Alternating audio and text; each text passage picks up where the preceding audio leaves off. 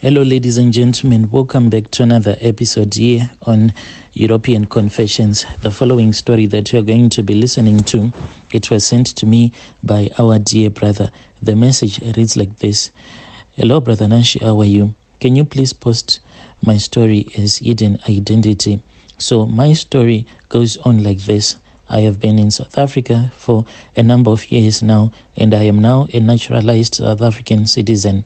When I came here, I was very young, and I was someone that was always quick when it comes to making money. So my father, he had always had problems with his relatives because after the death of our grandfather, his father, who was a traditional healer, then our grandfather, when he got so sick, he had said that all the people that he had given this Tokoloshe that he used to give to people, because he was that type of a healer whom we can say a witch doctor, because there is a difference between a witch doctor and a regular traditional healer. So a normal traditional healer is the one who just uses the spirit of his ancestors to help people and to give herbs. Then there is a witch doctor who then consult with other spirits, who also invite other spirits into his own family, those spirits that help him to create charms to make money, because there is a God that controls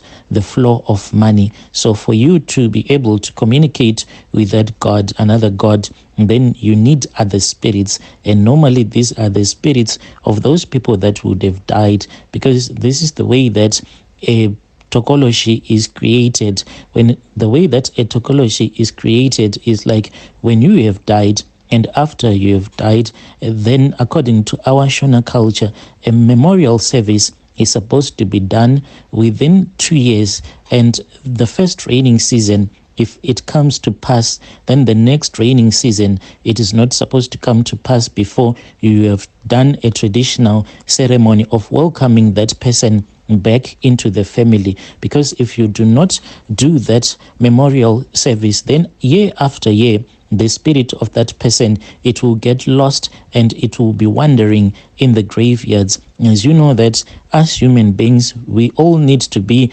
around other people. We are social creatures, like they say in English. So it is the same. When you have died, you remain a social creature that always wants to be around other people.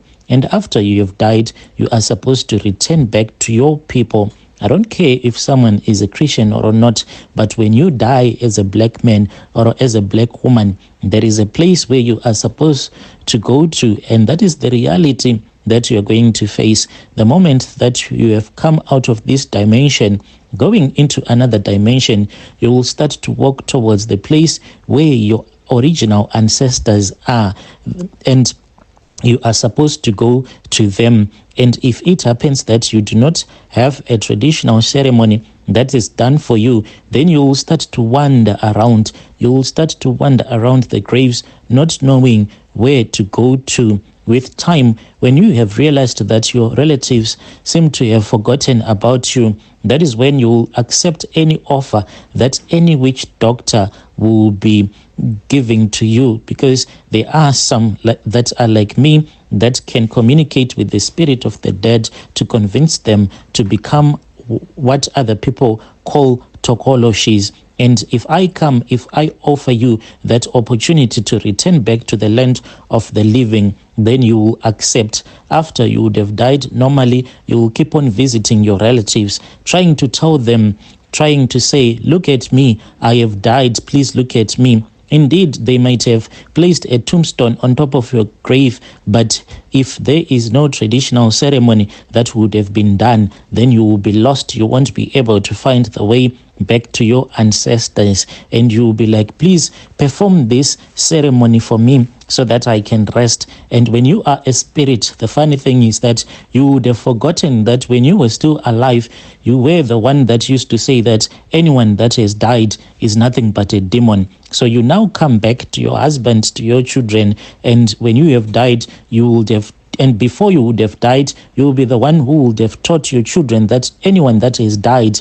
if they come back, it is not them, it is nothing but a demon. When you come back, your children won't even be able to recognize you. They will cast you out and say, you are a demon. Then you will keep on wandering around until you would have met a healer like me that will be so willing to offer you an offer, like my father, like my grandfather, who knew how to create these Tokoloshes. So that is the way that a Tokoloshe is created.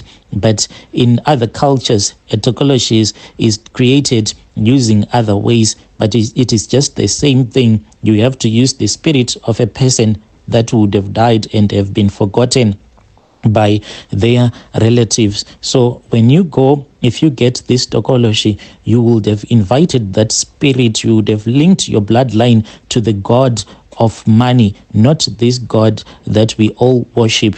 That is why the Tokoloshe will keep on following the bloodline. By the time that your witch doctor would have died, that is when the covenant is supposed to expire. And these spirits of the dead, they are clever. They know that the moment that the healer whom they would have created the covenant with would have died, then it means that they have to return back to another dimension. And they know that they won't be able to come back because no traditional ceremony would have been done for them. So what they do is that they seduce you and they tell you that you do not need to go there. I'll keep on working for you. Everything is going to be fine. But I want to tell all those people that have gone to get these charms to create money out of thin air.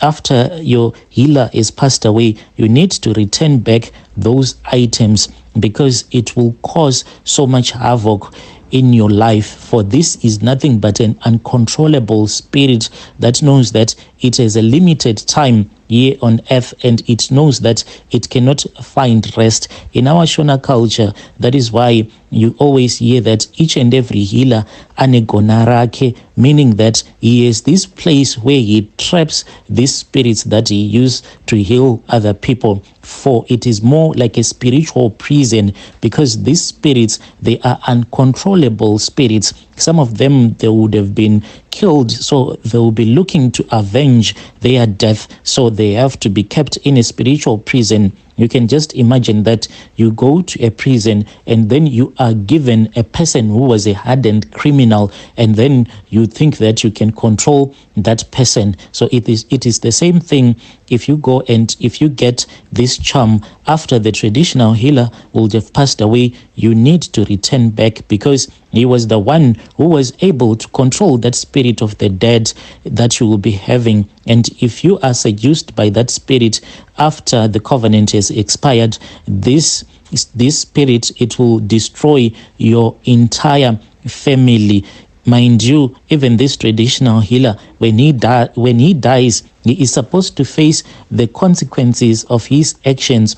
All the things that his Tokoloshes used to do for every sacrifice that he would have helped you to do, he still needs to face those consequences when he gets to meet his own ancestors. He is supposed to answer to his own ancestors. So he has to destroy all of these covenants before he would have died.